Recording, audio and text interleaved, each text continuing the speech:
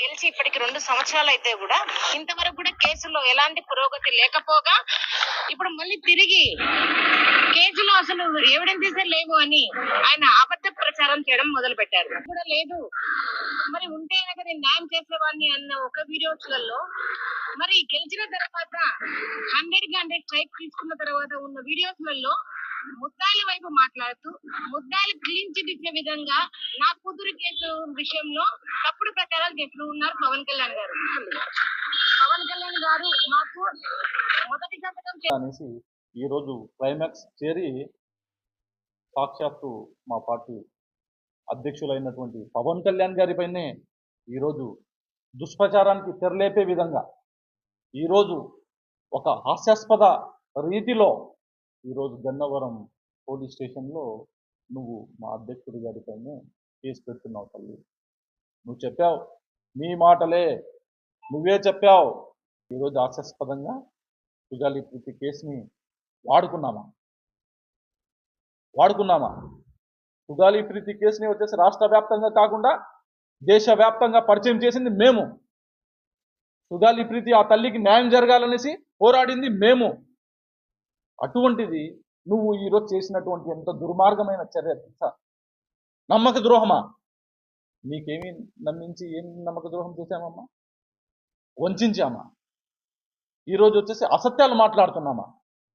కనీసం నీకు ఇంగిత జ్ఞానం లేకపోవచ్చు, కనీసం కానీ వేరే వాళ్ళు పక్కనున్న వాళ్ళకు కూడా ఇంగిత జ్ఞానం లేదమ్మా. రోజు ఒక మాట మాట్లాడతావమ్మా, అదేదో అపరిచితుల సినిమాల్లాగా లేకపోతే చంద్రముఖి సినిమాల్లాగా రోజు ఒక వేషమా? చాలా హాస్యాస్పదంగా ఉంది. చాలా సొసైటీలో ఇంకా నీతి నిజాయితీ ఉన్నాయంటే పవన్ కళ్యాణ్ గారు లాంటి వాళ్ళు రాజకీయాలు చేస్తున్నారు కాబట్టే అవి మిగిలి ఉన్నాయి. అటువంటి వ్యక్తిని పట్టుకొని అసత్య ఆరోపణలు అంటావు. ఈరోజు వచ్చేసి చీటింగ్ కేసు పెడతా, నమ్మక ద్రోహం కేసు పెడతా అంటే సుగాలి ప్రీతి కేసు పరిచయం చేసింది రాష్ట్రానికి దేశానికి ఆయన పరిచయం చేస్తే ఆయన సుగాలి ప్రీతి కేసు నుండి లబ్ధి పొంది ఆయన ముఖ్యమంత్రి ఉప ముఖ్యమంత్రి అయినారనేసి చెప్తాం. ఎంత హాస్యాస్పదమైన మాటలు. అంటే పవన్ కళ్యాణ్ గారు సుగాలి ప్రీతి కేసు లేనప్పుడు పవన్ కళ్యాణ్ గారు ఎవరికి తెలియదా? కనీసం ఇంగిత జ్ఞానం ఉండాలా.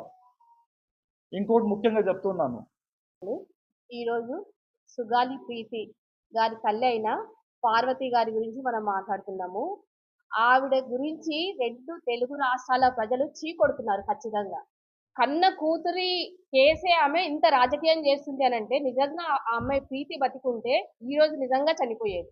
అంత దుర్మార్గంగా ఆమె కన్న కూతురు గురించి అందరు జనాలు సానుభూతిగా ఉన్నారు, కానీ ఆమెనే వాళ్ళ కూతురు గురించి రచ్చ చేసుకుంటుంది. ఖచ్చితంగా ఈ విషయంలో ఆమె తెలుసుకోవాలి. అరే, నా కూతురు గురించి నేనే ఇలా మాట్లాడుకుంటే ఎలా రాజకీయం చేస్తున్నా నేను అనేది ఆమె ఖచ్చితంగా తెలుసుకోవాలి.